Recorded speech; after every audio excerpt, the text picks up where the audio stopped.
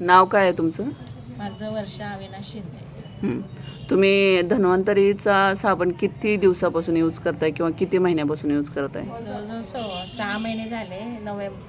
फेब्रुवारीपासून वापरते मी. मॅडम असंच घेऊन आल्या होत्या, मी कसला आहे म्हणून साबण मी घेतले होते. मला जरा स्किनवर रॅशेस येत होत्या, थोडे मी औषधं घेत होते, त्याच्याने फरक पडायचं पण परत यायचे.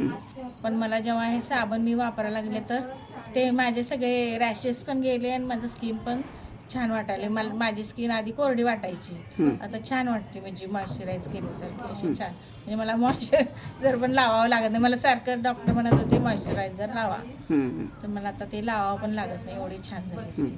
आणि तुम्हाला आणखी बाहेर गेल्यानंतर काय स्किनचा प्रॉब्लेम झाला होता आणि तो कशाने क्लिअर झाला?